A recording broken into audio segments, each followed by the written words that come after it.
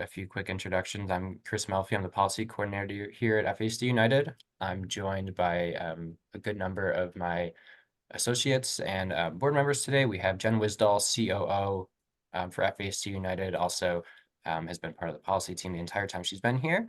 We have Susan Shepard Carlson, who leads our policy team. We got Tom Donaldson, president of FASD United. I believe we have Sophie as well, familiar to a lot of people in the policy space here, as well as at least one family navigator. So thank you, Kristen, for joining us. And with that, I'll let Jen jump right into some organization updates. Well, it's been a really exciting year for us here at FASD United. Our policy team has, along with hundreds and hundreds of advocates, we managed to get something pretty major done, which was very exciting. Our family navigators have served a record number of families and people and professionals in their family navigator program. We've launched our third education survey on FASD, and we've got a lot of work that's just continuing on. Our Impact Week was the biggest one we've had so far, and Impact Week 2026 is setting up to be even bigger. We have all the partners that joined us last year for Impact Week, which included AUCD, the National Foster Parents Association, and members of the CDC's National Partner Network, as well as our affiliate network, join us for Impact Week, and they're all slated to be back in 2026. Our white paper from the symposium is underway, getting ready to be published, and we're looking at publishing that in a journal as well, so it gives it a little bit more clout than a self-publishing. So just lots on the go, and exciting things and exciting work we're getting to do. The International Conference on Adolescents and Adults with FASD is coming up in April 2026, and registration is open for that now. And we really encourage you to register early. There's an early bird rate. We have, just in understanding where the economy is right now, actually reduced the rates this year from what they were last year as well. So hoping to see as many people possible there. We have a really great agenda planned for this year. The abstracts that we've received have just been really world class. So I think there's some great information that's going to be put out there. And if you're with an organization, you may want to consider exhibiting at the conference as well. It's a great way to get information out on the work you're doing by being present at the conference. It is the end of the year, so you still have one day left to donate to FASD United. And you can find our donation form also on our website under Donate. Our donations really are critical for us because policy work typically is not funded through grants. So the generosity of our donors really helps push this work forward. So I encourage you, and I thank you, because a lot of you here have already given to FASD United to support the work that we do. But if you can help, we ask that you please do. All right. Thank you, Jen. I appreciate you handling all of that. And before we dive into the main content of what we'll be going over today, I just want to give everyone a brief overview. So today we're going to cover, and it may be a bit of a shorter meeting depending on engagement. I know we have lower numbers than usual, but we have plenty of good information and a few calls to action for everyone to take into the new year. We're going to start off just listing out the 2026 priorities and showing you the 2026 advocacy impact calendar that we put together with a specific focus on quarter one. We broke the year down into quarters. We'll go over that in more detail, but quarter one will be focused on appropriations or increased funding and engagement within your state. As I mentioned, we have a couple of calls to action, so we will go over both of those. Again, the first one does focus on the Q1 focus of appropriations. We have an appropriations form that we have sent out to all of our affiliates and other organizations that we are asking them to complete and assist us in requesting more appropriations from Congress. We can go over that a little bit more. And then there's also a public comment period that's currently open to extend PRAMs, which I'm going to go into a lot more detail in a little bit. And finally, building off of the specific public comment period for PRAMs extension, we'll talk about what public comments are in general, who can make public comments, when that is appropriate, and really the sort of impact that they can have.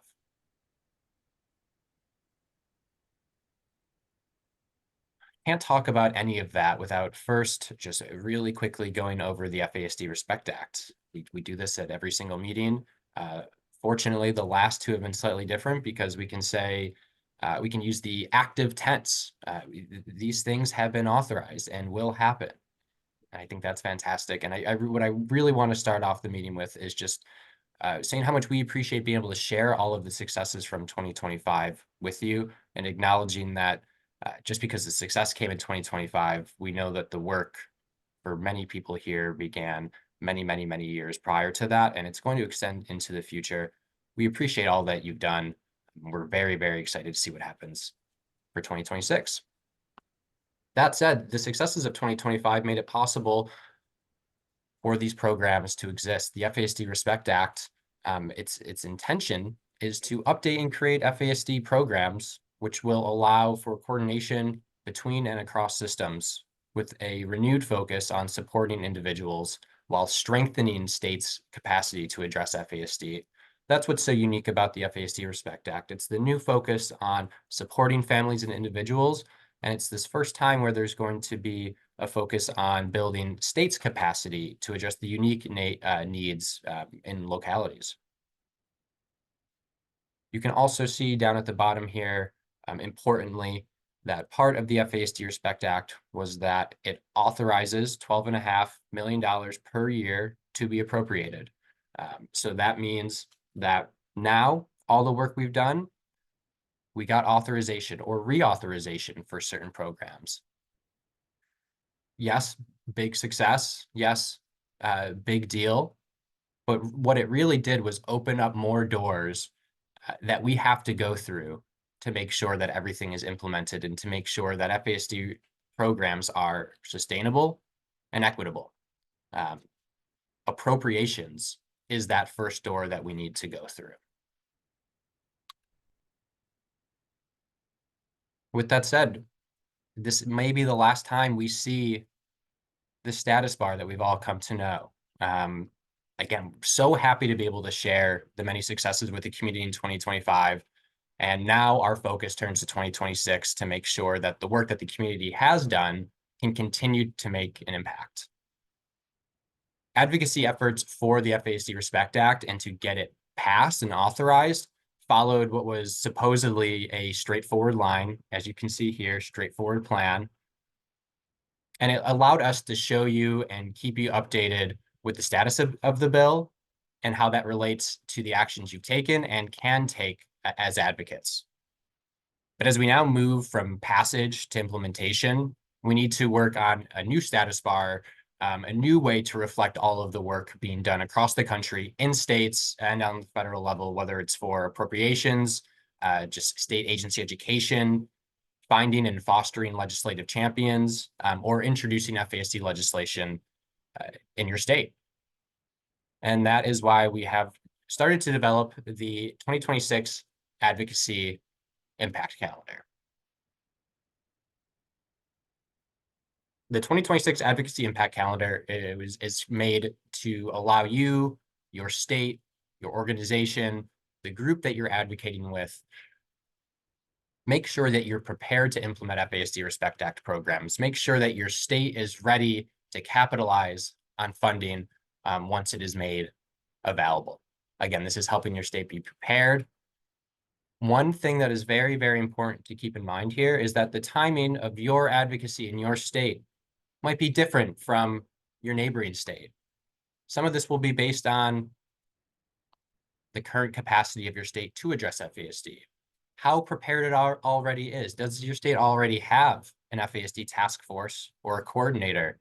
Um, is it already named within certain agencies, or are certain agencies already working on it? Maybe you've already identified a legislative champion. We broke the calendar down into 4 quarters, not to prescribe the exact order of operations that you need to go through, but just to lay out that if you were to hit all of these points within the year, you would have a successful year of advocacy set up to build on that success for the following year. Again, what is really important in our advocacy in 2026 is keeping the momentum going and keeping relationships within states strong. As I mentioned, we have it laid out into 4 quarters here. And I want to note that quarter 1, with a focus on appropriations or increased funding, is the main quarter that has a specific time stamped right onto it. In order to request increased appropriations for FASD, a lot of this work needs to be done, honestly, in the month of January in 2026. The main focus from now until the end of the appropriations request cycle, which again is very, very early in 2026, will be to fight for increased appropriations or increased funding for FASD programs. Quarter 2, as you can see, calls for engagement with state agencies that will be impacted by FASD programs. You can ask yourself questions like, where will FASD programs be housed? How will services be coordinated across agencies? Is FASD addressed within the education department of my state? Is it addressed in the justice system in my state? Anywhere that you think that FASD is addressed or comes into contact with your state is where you should start looking to build relationships in early 2026. Quarter 3, rather than focusing on state agency outreach, you'll focus on legislative outreach within your state. So here, the ask is to identify legislators in your state who may have or who have shown an interest in FASD and who may be able to introduce legislation in your state to create an FASD advisory task force or any other sort of FASD legislation. Based on the priorities of your state, the political landscape of your state, and very importantly, the legislative calendar of your state, quarter 2 and quarter 3 could be flipped in terms of priority and when you start tackling them. To round out all of the relationships built throughout the 4 quarters in 2026, we've set the goal of having legislation introduced or socialized with your champion by the end of the year. And this legislation, which we have templates for, would be to create an FASD advisory task force. A few slides ago, when we showed all the things that the FASD Respect Act does, in section 399I, it lists that the Secretary of the HHS may require states to reach these certain landmarks in order to receive funding. There are very, very few because Congress wanted to allow states to, take a little control over this and not have too many mandates placed on them. But the landmarks that need to be reached, one of them is to create an FASD advisory task force and implement an FASD coordinator. This legislation would do just that.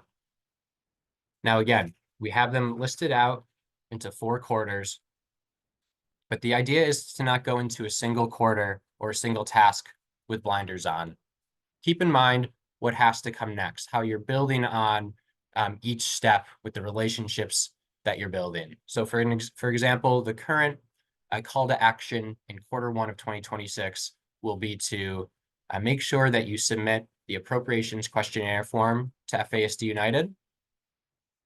And at the same time, be looking within your state, determine if the priority for you and your state should be state agency outreach? Should I be going to the Department of Education, health departments? Or do I already have a bit of a relationship forming with a legislative contact in my state? Would my efforts be better spent here early on trying to build that relationship? So even though in quarter 1, your main task, your main goal can be to help us with appropriations requests by putting your appropriations form in, it's a very good idea to be forward thinking about how you can best utilize relationships that you already have or that you can create later on in the process. To simplify the asks for each quarter, if there's one thing that's done in each quarter of the year, in quarter 1, it would be to make sure that you take a look and submit the appropriations form to us. In quarter 2, it would be to begin connecting with state agencies. Identify which state agencies or departments in your state interact with FASD. Contact them, let them know about the FASD Respect Act, and see if we can't get a meeting with them to bring them up to date. In quarter 3, if you can leave September of 2026 having identified and engaged with the state legislator who has shown an interest in FASD or a related topic, you would have had a successful quarter 3. And should all of this play out and you've been fostering relationships, you've been engaging with your legislators and engaging with your state agencies, you should be able to begin socializing or even have a legislator introduce FASD informed legislation by the end of the year.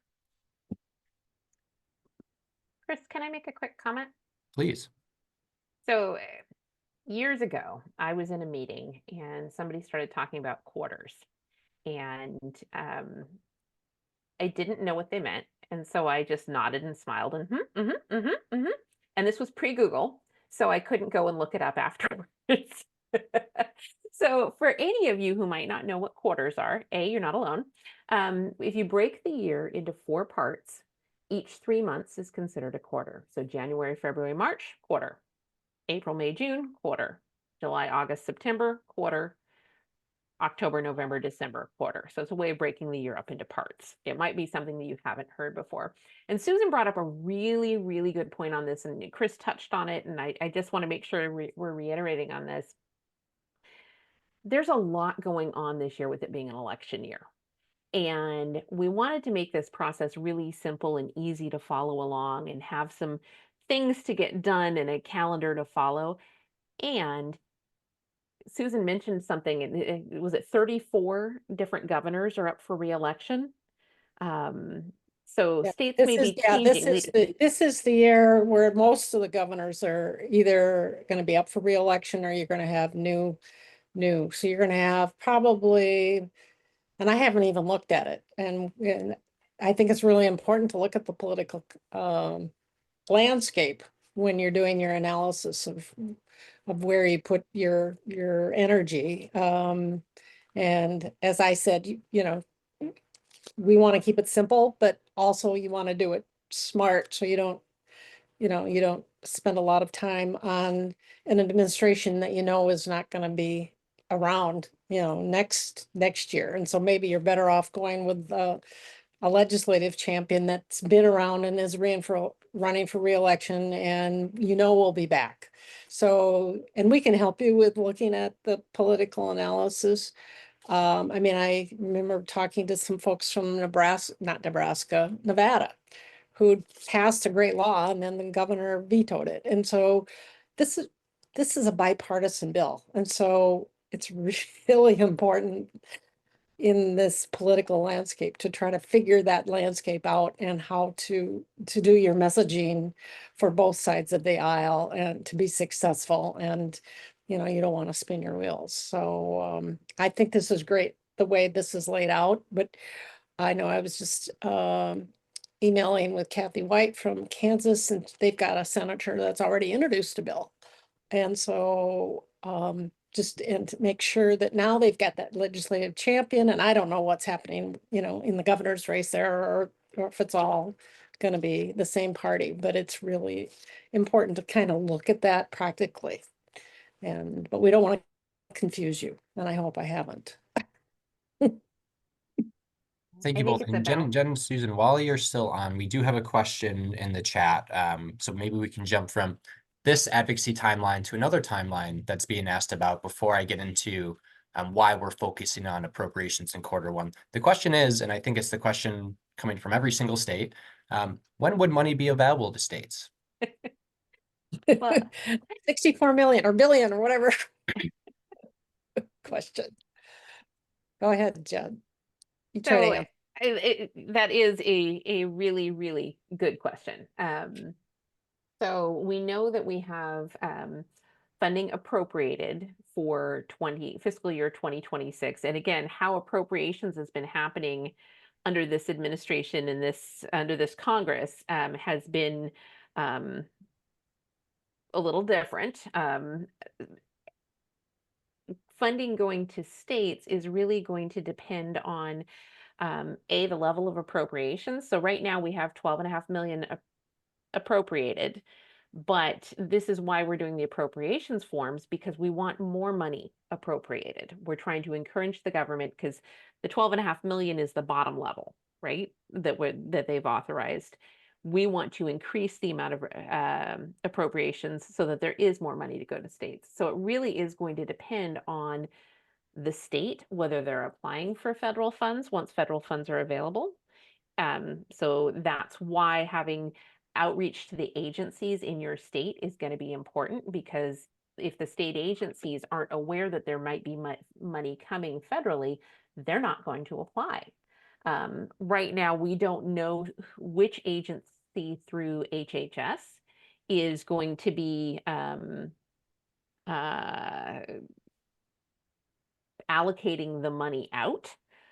So a lot of this stuff is still being built. So I can't say on, January 17th, each state is going to get 250,000. I would love to say that. Or each state is going to get 1.5 million. I'd love to say that. But really, we have to wait and see what the lead agency who's administering the funds for FASD. And again, that's all changing because CDC had the bulk of the FASD work, but now that's being moved into AHA, which is different from MAHA, but they haven't fully staffed it yet. So there's just all kinds of shifting things happening that have to happen and have to get organized before we're going to see that come down to the states. So we are staying on top of it. We are regularly communicating with the legislative champions and with the legislators. We are regularly communicating with the agencies and building relationships there so we can try and get the best idea possible. And a lot of things are shifting. Yeah, and I would add to that, Jen. There could be money from FY26 out of that 12.5. But as Jen said, we won't know that until something happens with the FY26 appropriations. If we're working on FY27 with the appropriations requests, and that's why it's really important to get as much support we can from our advocates to have their congressmen submit those, and that gives us broad-based support to go for additional funding for FY27. So that's why you have the calendar and all this work going on in your states, to be able to show that the states are really active and wanting to be involved in this. And that will help us also in getting more funding on that baseline amount of 12.5. I mean, when we started this, and I don't know how many are here, I know I see Annette and Kathy, when we first started the FASD Respect Act, I believe we had an additional 87 million. And that had a lot of different parts to it. But if I can remember correctly, I think the section on the building FASD state systems was about 34 million, which I think would be a nice number to get, for states to begin to work. So I don't know that when we'll get to that amount. I'm hoping we can be successful with FY27, but that's kind of where we're at. We'll see. Yeah. And that's why we're doing things the way we are. You know, I'm hopeful that there is going to be some money going down to states in 2020 for from fiscal year 2026, which would happen in 2027. I know this all gets really confusing. It's Um, confusing. it's been a confusing year in terms of how things are set up. There's another question in the chat too about figuring out state agency connections. I think that looking at, and Chris, refresh me if I'm wrong, the state agency mapping tool. If that's currently active, or is It that is not, still? but that's it has been created and will be in Okay. the suite of materials coming out. I believe I have the announcement set for Friday. Okay. So what that is a way of, and I need to give some kudos to FASD Now out of California, because I know this is something that they did really well, is start by creating a list of what are the agencies that should be involved in FASD work. Okay, now who are the contacts in those agencies that most closely fit the work that should be done in FASD? And the programs, what programs would FASD fit under? Who are the contacts for those programs? And keep track of that and keep track of how often you're meeting with them and who's meeting with them and what you're talking about. That way you're developing a strategy as opposed to you come in once a year and say hi and there's no real push, right? So you want to look at this strategically and have that consistent follow-up, have things to send them, Melissa Jacobus is great at doing this, where she'll pick an article from the weekly roundup and send it out to state agencies just to update them with, hey, here's some other things that are going on, just to keep them engaged in the FASD space. So, but the mapping tool, I think, is going to be a really useful piece, a way to just keep that information organized, right? You can advocate alone on your own, and some people can be really successful in doing that. Carl Jung is a one-man band. He does a great job in North Dakota of doing that. But when we come together as a coalition of organizations, agencies, people with FASD, parents, caregivers, similar to the model that FASD now has, that can be far more powerful, because then you're coming at it from multiple angles, and that's where that organization comes in. Madonna, I see your hand up. You always have great questions. Well, I don't know about that. The question about state agency connections, we really have made inroads with the Department of Education, the CDC. The CDC Maine just did an FASD needs assessment that I was on, completed in September. The person who supervised that quit her job a month later. And now there is, quote, nobody at the Maine CDC who knows anything, as they said it. So we're going to meet again. But what I've noticed, and I think I mentioned this in my meeting with Chris, we have these connections and it's like nobody waters the plant and it dies. We come back and nobody waters the plant. So I'm asking, you can write to me another time, a strategy that is not a strategy that would, maybe I can water the plant for them, so to speak. We've done that. We give them information. We send them data. We do a lot of their SCI conferences every year. We've had someone on FASD for the past 5 years. But anyway, a strategy to, when you mentioned contacts within these agencies, we get them and then they go away, or we get them and then there's a shiny thing over here they'd rather be doing. That's another big one. So I'm sure you guys, this is nothing new to you, and I'd love to hear other people, their strategy for maintaining that despite the predictably inefficient, incompetent things that go on. Oh, sorry, but it's true. Okay, thank you. I think that's Okay, so what I would say to that is then you might want to shift your strategy to the legislature and get a law passed with some funding that fills that piece in that agency, because then they have to have a focus on it.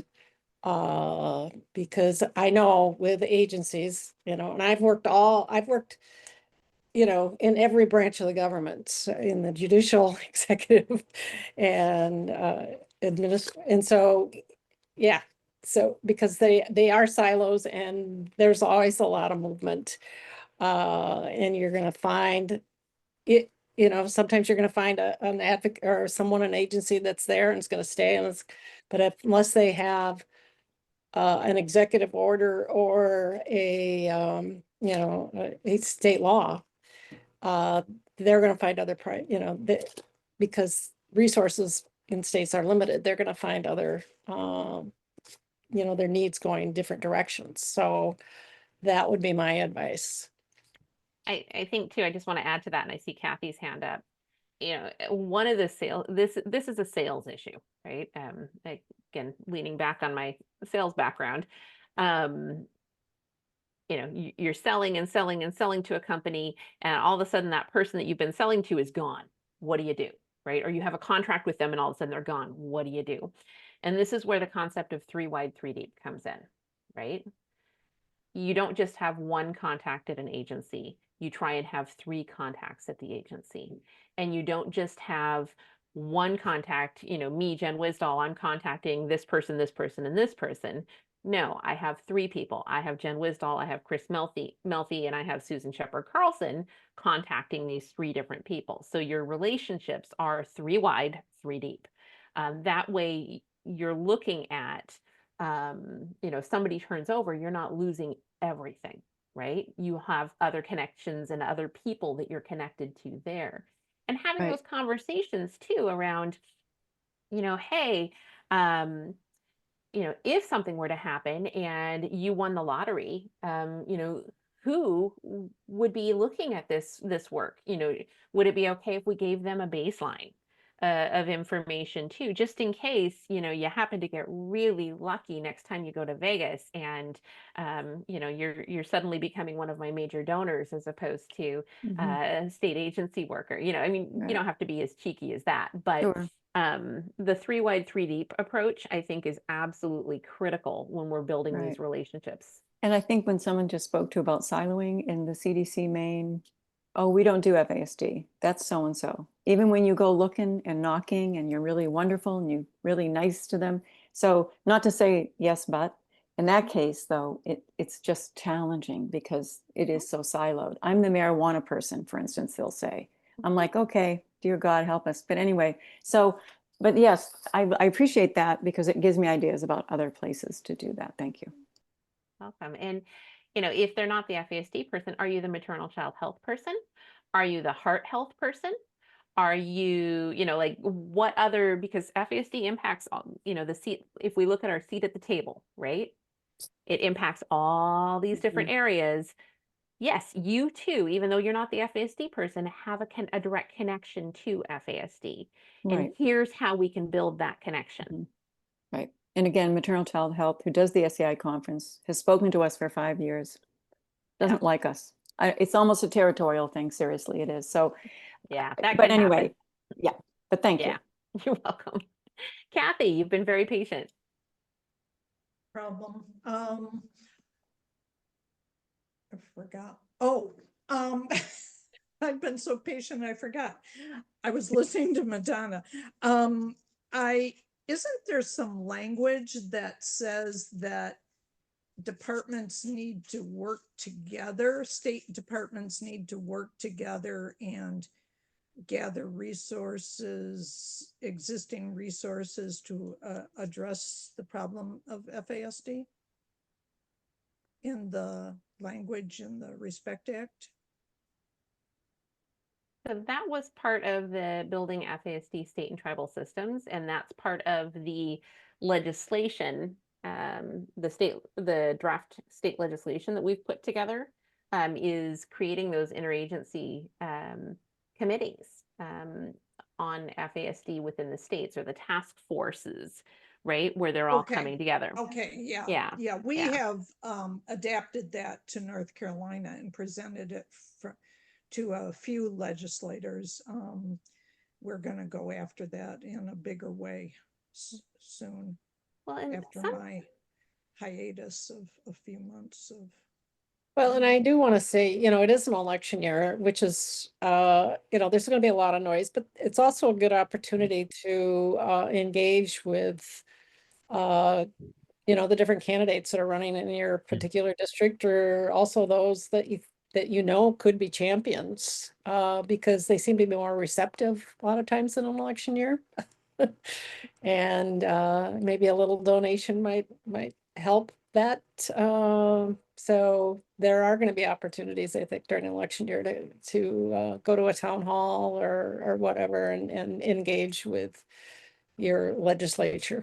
Because if you can get a bill passed in the legislature, then the agency's got to, like I said before, they have to respond to that. I mean, that's part of the um, it's in law then. So, Our problem is, we're apparently in North Carolina, we're not big on town halls. well, and unfortunately in our climate, I think there's going to probably be less town halls because of, what we've experienced, so unfortunately. But maybe there can be Zoom opportunities. But you can also, send them emails. it's the Sound of Music approach, where God, where God closes a door, he always opens a window. Let's find the window. Yeah. Right.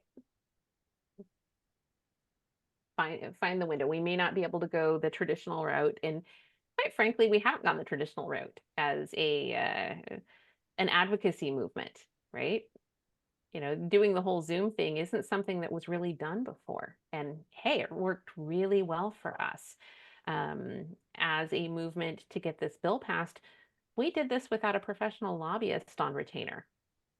Like that doesn't typically happen. Now, granted, we have Susan Shepard Carlson and Kate Boyce and Mike Anderson, and we've had the wisdom of people who could serve in that capacity, but we haven't had a lobbyist per se up on the hill doing it. This was the work of the community. So I think, we can see some barriers, and there are barriers. Like this is work to get it done. And I think that, looking for those open windows and looking for alternate ways to get in contact, get in touch. Just stepping back too on the staying in contact with both your legislators and with your agencies. One of the things I've found really helpful in the past is to make a calendar of what you're going to do to touch that contact over the span of, say, 13 weeks. Plan that out in advance so you're not like, oh yeah, and I need to call that person, or it's a phone call every time.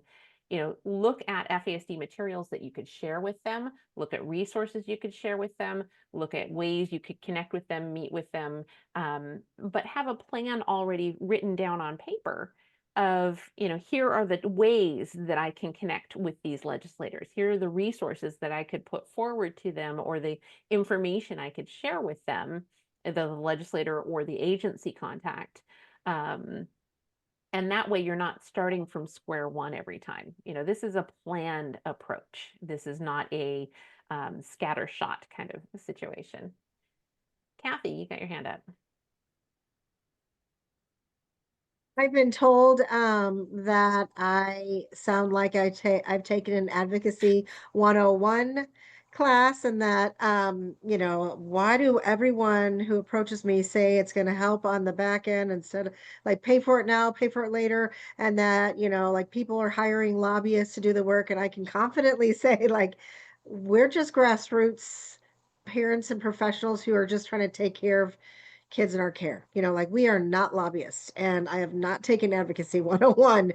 In fact, I just, I talked to Chris yesterday, like we actually do have documentation on how this does actually help if you, on the front end versus, but anyway, I just wanted to sort of, mirror what you're saying, which is we aren't lobbyists, but we're making things happen, which is, awesome. Well, Agreed. and I mean, it's nice to have a paid lobbyist, because they're around and they can schmooze the, legislative assistants and keep track of what's going on. But, when I first got started in this business, I worked for House Information, and I attended, my job was to attend committee meetings and write them up. And I have to say that the most impactful were the personal stories that people gave, to legislators at those hearings, and, rather than from paid lobbyists. So you guys have more, and we learned that over the last how many years, that makes it's much more impactful. You guys should know that you have the stories, and we've learned how to tell those stories so they can be impactful. And the same thing can happen on the state legislative level. In fact, you have more access on the state legislative level than you did with members of Congress. Although I have to say that we did a pretty darn good job with all of our Zoom sessions over the years. So don't sell yourself short. And Kathy, you're a great example. Thank you for all the questions that let us get into a little bit more detail on a few different tasks that we've set out for the advocacy calendar here. Before moving on, Madonna, I want to jump back to something you said, actually, where you said, sometimes within the state, they might jump to the shiny new object. And in a way, getting authorization for FASD Respect Act programs makes us a bit shinier, right? It's a bit harder to ignore us now. There's authorization behind this, which means that there can actually be money behind this. Kathy, from your meeting yesterday that not all state legislators will see federal funding as this great opportunity that we need to take advantage of. But if states are already or would like to be doing work in this space, and now there's authorization and therefore there will be money coming in, I think that shines us up a little bit as well. Jen and Susan and I really appreciate all of the feedback you gave for those examples there, though. I want to briefly just jump back into appropriations and run through the whys, why this matters, why we're doing it, why coordination matters, and why you matter. As we've said quite a few times here, appropriations matter because ensuring or securing incremental increases to funding for FASD programs is what will make them sustainable and equitable. There's no chance that these programs are able to survive or even be implemented across the country without growing the funding base for these programs. The coordination increases the visibility of this community and shows the strength of this community. As we just touched on many, many times, we kind of went the unconventional route to get this passed, and it relied on a grassroots advocacy movement that's incredibly strong, showing the coordination of here's what the one ask is coming from all of these organizations and individuals who are addressing FASD daily, whether it's professionally or their own lives, has tremendous power and can make some real impact. And the biggest why you matter is because you are the ones who understand the unique needs in your state, the local impact that increased appropriations can have. Where FASD United comes in is, again, right in that middle with the coordination, but it's answering some of the detailed question and dealing with the minutia, to be quite honest. A lot of the questions that will appear on the appropriations request forms that we submit with your help and on behalf of you or in tandem with you, questions like, is this a programmatic request or is it a community project request? If it is a program request, please name the program, possibly name the law that authorizes this program. Is this a request for funding? Is it a request for bill language? Is it report language?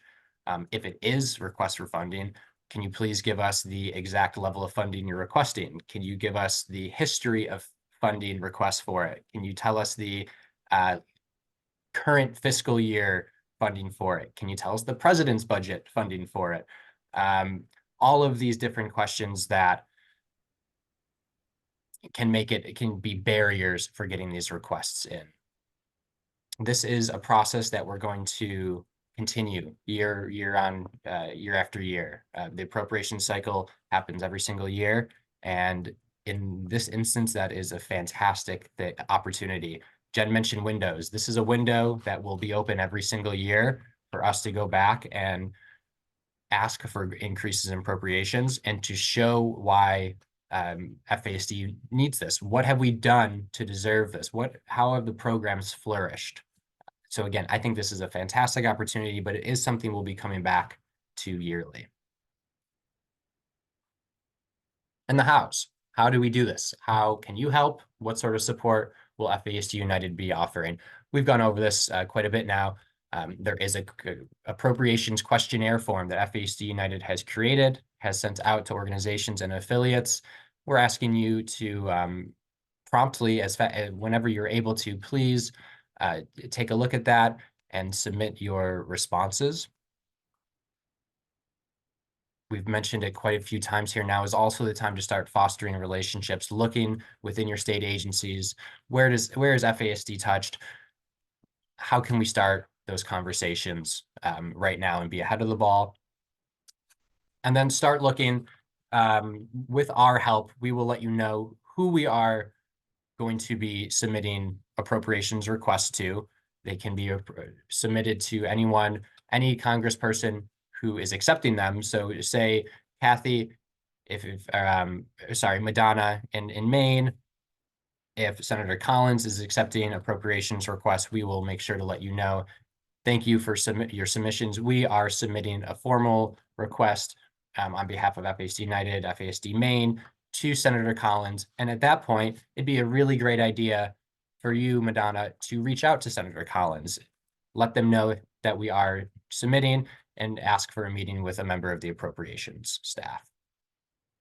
Support offered by FASD United throughout this. Of course, we've created the form. We will be completing and submitting appropriations requests to as many members of Congress as we possibly can. Again, listing all of the information that I mentioned and incorporating the critical, necessary local impact information provided by you. We've also developed talking points, and we will develop presentations for use in meetings with appropriators and legislators.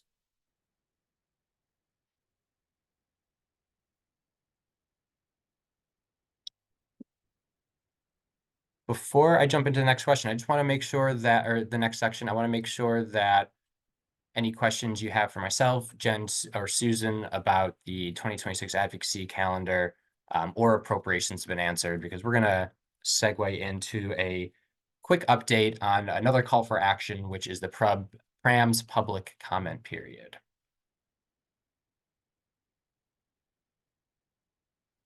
Great. In that case, I'll move right on and answer Sid's question that was in the chat.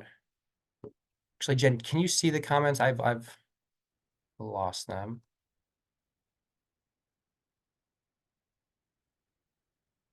Okay, there we go. Thank you. Oh, and here I am talking and I'm muted. PRAMS is an advocacy tool that answers the question, how many kids and adults are affected, ? So PRAMS actually is monitoring people who've just given birth and looking at data and statistics around their experience. And obviously that could give us some really good, solid information on what's going on in our states. So that's done as a joint project between the CDC and states, collecting the data of how many pregnancies were alcohol exposed, for example, things like that. And so I think having a voice on what data is collected and how that data is collected, I think is really important, an important area for us to be involved in. So the PRAMS data, for example, is some of the data that we used to help create the state data sheets. I know Madonna's used the PRAMS data pretty heavily up there for her advocacy in Maine. It can give us some good, just a good baseline data to operate off of.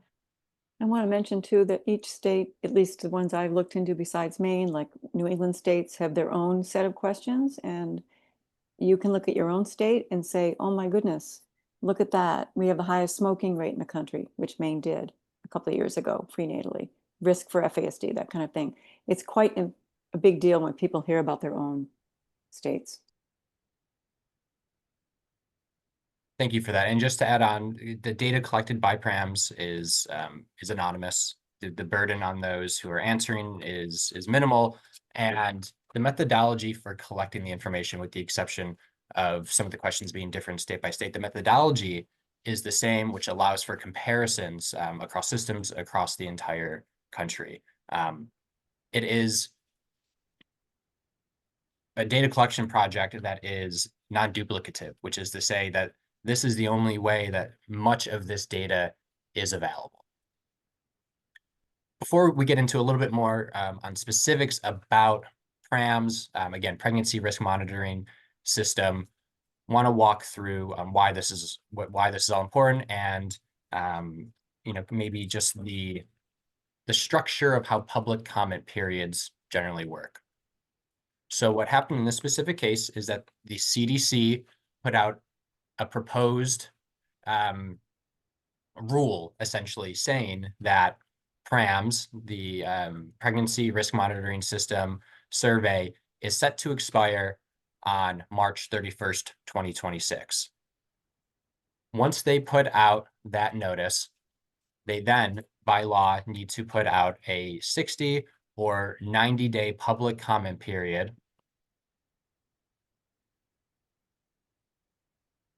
which allows the public, which is just about anyone in the United States, whether it's an expert, an advocate, a self-advocate, or an organization, or even state or other federal agencies, to give input on how a proposed action could impact their line of work or the country in general.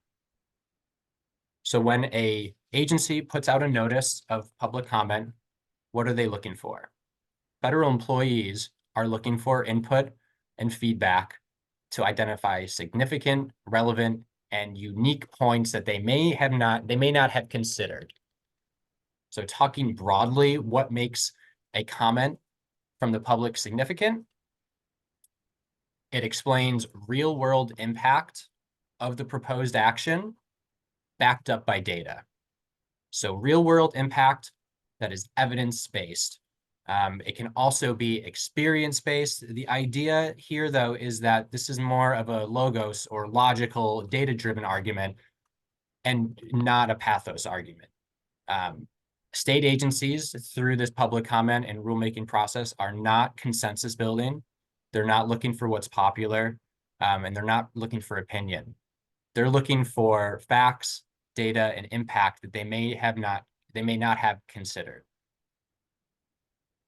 A significant or useful comment will also highlight the usefulness of a program, or in this case, the data collection for PRAMs, compared to the burden of the program.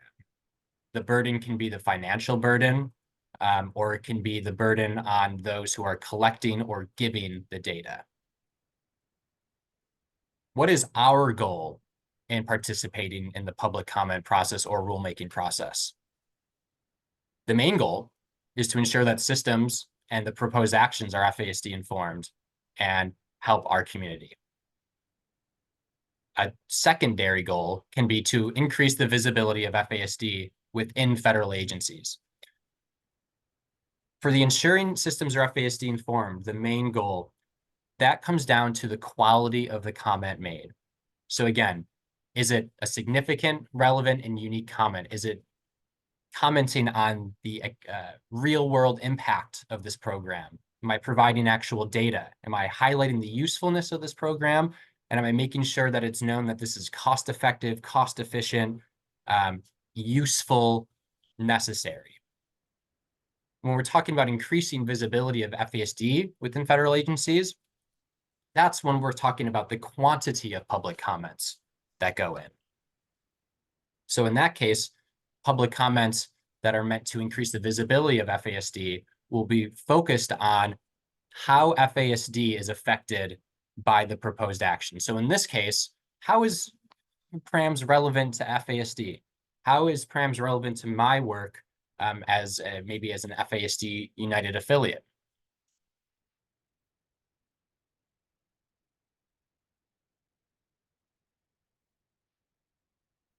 As you can see here, for this specific public comment period where the CDC is calling for comments on whether or not they should extend PRAM's data collection or let it expire in January 20th, or sorry, in March, what they are mainly interested in are these questions right here. Does this program have a cross-system impact? Does collecting data create an undue burden on individuals or our federal and state systems? Is it cost effective? And is there a way to improve data collection?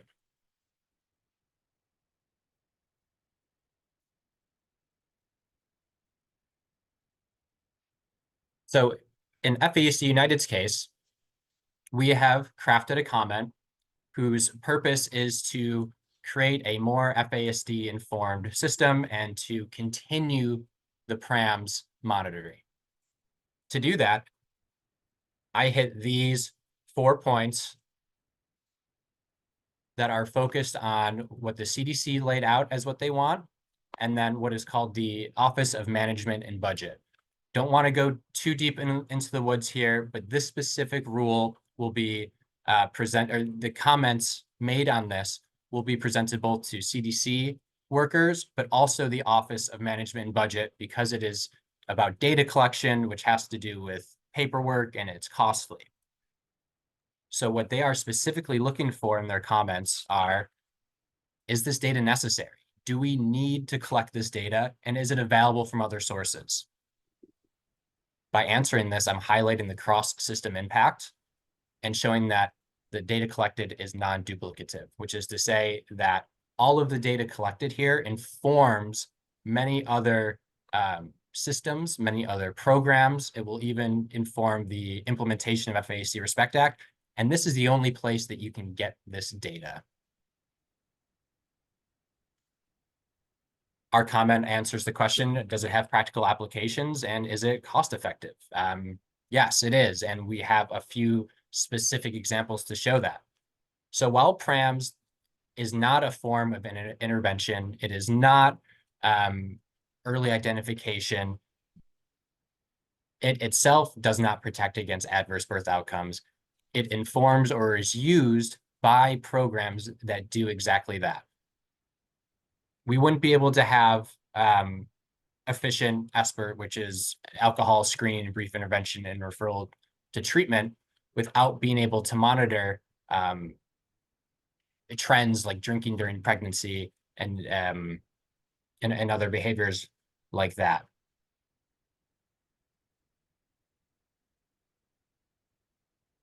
The third point that we're hitting here is does it use burden conscious methods, which again, the burden on those that they're collecting data from, as well as the federal agencies that are using that data. The points we hit here is that the data is anonymous. The questions are non-stigmatizing, and it puts a limited burden on individuals compared to the effectiveness that it can bring about.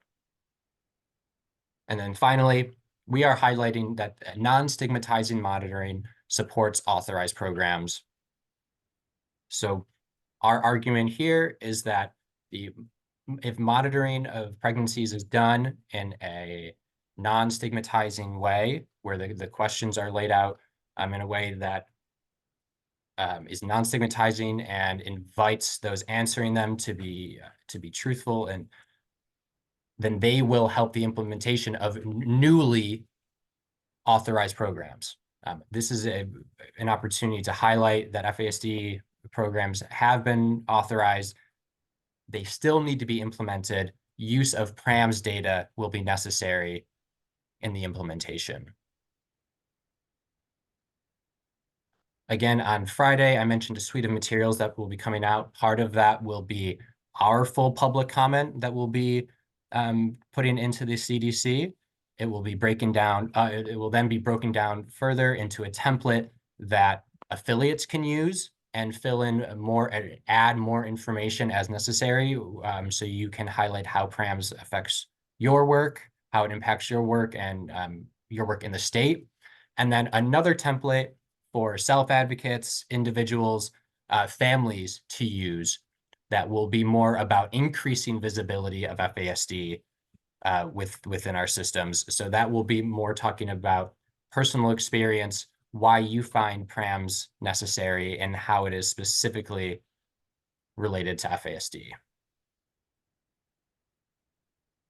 Jen, we've come up on the time, but I wanted to save time if there's anything that you were hoping to add about this specific public comment. I think not on specifically on this public comment. I think you've covered it really well. I think that, we talk though about FASD having a seat at the table.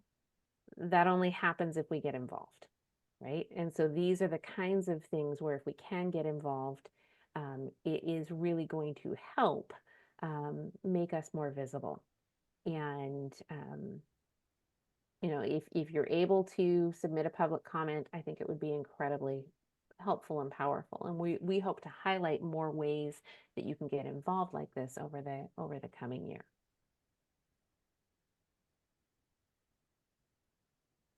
Yes, thank you, Jen. And as you mentioned, a door closes, windows open. This is a window. This is another opportunity to engage. It's another opportunity to bring about actual systemic change. And you know what? If you are looking for reasons to engage with your legislators or your state agencies, Madonna, coming back to you, if you were to submit a public comment on behalf of FASD Maine, that is something you can show CDC Maine. That's something you can ask CDC Maine to do themselves. They are allowed to put in public comment. These are all opportunities to engage, not only with the actual systems, but with the people within those systems that can help us. And yes, affiliates to supply comments. Organizations tend to carry a little bit more weight with public comments like this, but it does not hurt to have both organizations and people submit comments on PRAMs, or specifically on the PRAMs piece. As for a bit of context, and I'll have these links included in all of the materials. As of now, and again, the public comment period doesn't end for another 21 days. I believe there are 48 comments, and a lot of them are from state departments of health, nonprofits. 48 is not an incredible amount of comments. So if we are able to have organizations submit public comments with a focus on quality of significant comments where they are pointing out real data and real experience, followed up by individual self-advocates, families with comments with the goal of tying it directly to FASD, that has the opportunity to increase the visibility of FASD within CDC quite a lot. And if a lot of these comments focus on, as ours, as return on investment and everything like that, that goes straight to the Office of Management and Budget. So it is in their mind that we have these cost-effective, cost-efficient FASD programs.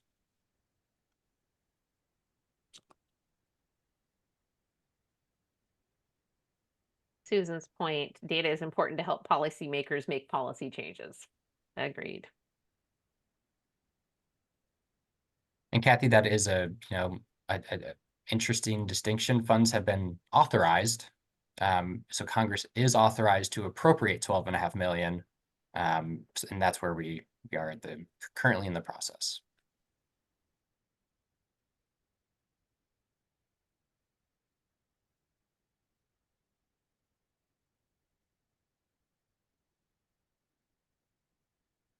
I am happy to stay on for a little extra time today. If anyone has any questions, or if anyone wants to stay on straight through midnight, we can all celebrate the new year on this Zoom. But again, thank you so much for joining. I know it's one of those strange weeks, but I can't think of a better way to end 2025. We shared a lot of successes with you. It was great to be able to share this last hour with you all as well. We will be back to our regular schedule in January, including the Wednesday drop-ins that happen at noon every Wednesday, excepting the last Wednesday of the year, which of course we hope you will join us here for the forums.